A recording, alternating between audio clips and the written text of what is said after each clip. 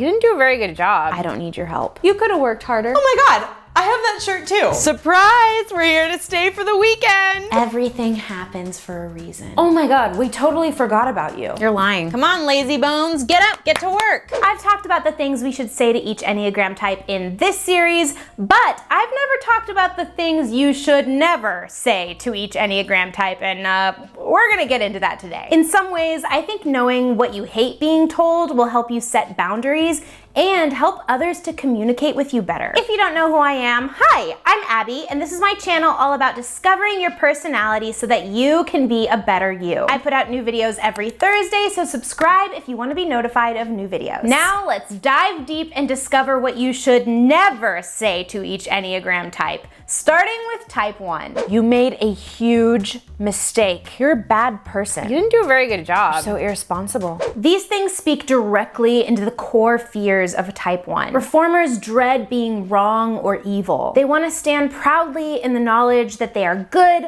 virtuous, and true to their values. So if you say anything that insinuates that they're acting inappropriately or bad, their gut reaction is going to be absolute horror. Because they're always living under the controlling thumb of their harsh inner critic, having an outer critic, you, say something that reflects their core fears, that's gonna be really upsetting for a type 1. If you think a type 1 is doing something poorly, there are way better ways to address the situation than just saying you're doing this wrong. The reason you should never say this to a type 1 is it doesn't feel like just a slight hiccup in their day. No, it feels like the entire world is crumbling around them. They will be dwelling on your comment for days, weeks, even months. Type 1s, if this is true, please tell us down in the comments. Instead, I recommend approaching 1s with gentleness. Affirm what they're doing well and then offer solutions for things that could use improvement. Also, don't just drop criticism and then peace out. If you are gonna do some constructive criticism,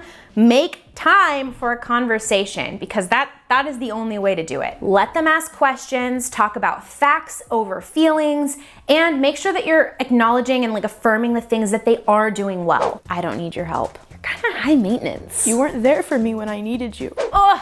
Those things will cut right to the heart of a type 2. If you have a 2 in your life, you know that they prioritize relationships over everything. Their core desire is to be wanted and loved by others, so they make that the focus of their lives. Many 2s chase that desire by making themselves as needed as humanly possible. Sometimes this looks like helpfulness, and sometimes this looks like intense people pleasing. When someone says, "I don't need your help," to an average to unhealthy type 2, they're not hearing, "I don't need your help." They're hearing, "I don't need you," and "I don't love you, I don't want you." Similarly, when they hear things that make them feel like too much, in fact, many of the 2s I spoke to about this said that they hated hearing that they're high maintenance. When they hear stuff like that, they retreat from their authentic selves. To avoid seeming like too much and to protect the love that they so desperately crave, 2s will deny their own needs and feelings and desires. If you want to help the 2s in your life towards a more healthy path, make sure that you are telling them a lot that they are loved and wanted no matter what they do for you or for others. They are wanted and loved by you even if they say no. They are wanted and loved by you even if they choose to take care of themselves on a day when somebody else needs help. They are loved by you even in a hard conflict. Also, use the warmth and affection that 2s use in their conversations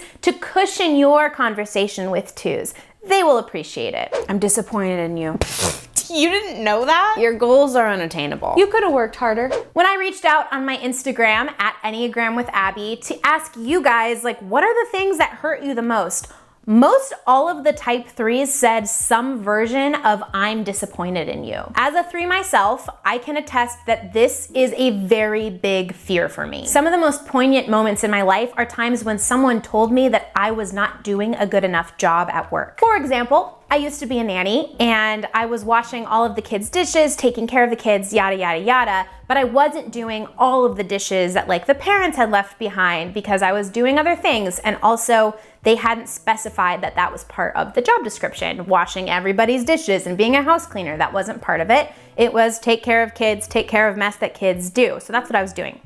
And then she reprimanded me, and I felt it was, I don't even know how to describe it, but 3s please comment below if you know what it feels like. It's like you're just being told you have no worth in this world. And it's so silly, right? Because it's dishes. It's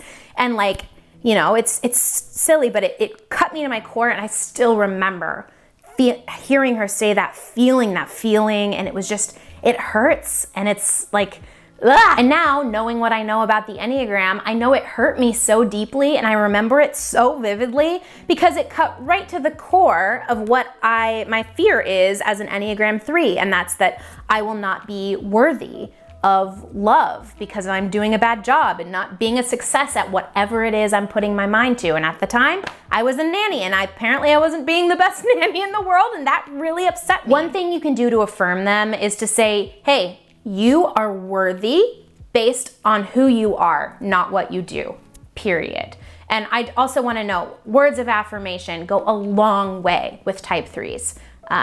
Just keep that in mind. There's a lot of other people like you. Oh my God, I have that shirt too. Stop being dramatic. It's not that deep. You shouldn't feel that way. Type 4s hold the virtue of authenticity in the highest regard. So when they receive comments that makes them feel like they aren't unique or special, that hurts a 4 at a deep soul level. It's vulnerable to be authentic. It's vulnerable to stay true to your identity. So when people don't understand who you are and what you mean in a moment of vulnerability, that shuts down a 4 real quick, and it takes away the thing that makes 4s feel alive. Something I think that would be helpful when communicating with type 4s is to be a mirror. And what I mean by that is reflecting back their thoughts and ideas and their identity back to them so that they feel known and seen. And this could be as simple as they tell you a thought that means a lot to them. You can tell they're being vulnerable and authentic.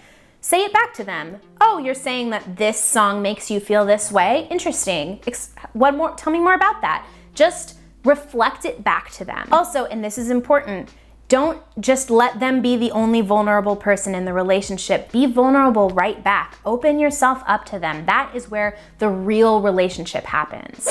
Surprise! We're here to stay for the weekend. You're so quiet. I can't live without you. Are you sure about that? I know you don't have emotions. You are a robot. Nothing bothers you. Okay, I know I included a lot of things never to say to a type 5, but I think that they all boil down to one thing, and that is expectations. Expecting a 5 to do everything at once. They can't. They need time to process and focus. Expecting a 5 to have no feelings because they never reveal their emotions. They're not robots. Expecting a 5 to be okay with a sudden visit. No. Another version of this is placing expectations upon them. For example, a partner who says, I can't live without you, instead of making an equitable, balanced relationship where each partner has a life and hobbies and interests outside of the relationship. Understand that 5s need time and space to process things. If you want to spend the weekend at their house, text them a month prior and ask them. If you need to have a big important discussion, let them know ahead of time so they can process that and prepare. And try not to view 5s as emotionless. We are all human. We obviously all have feelings. We just express those feelings differently. Can you call me when you get a chance? We need to talk. Don't worry about it. It's not a big deal. Everything happens for a reason. Can't you choose the lesser of two evils? Probably the worst thing you could ever say to a type 6 is some sort of vague, ominous statement about something happening in the future. That gives room for fear and anxiety and worries to fill the gaps of the unknown. Rather, be direct, address things when they happen, be clear, don't leave room for wild speculation. Another thing that's hard for 6s to hear is telling them not to worry. When was the last time someone told you, don't worry about that, and you just magically stopped worrying about that? It doesn't work that way. Instead, acknowledge their worries. Let the 6 feel heard. Then reassure them of your love and stability. Type 6s long to know that they are safe and supported.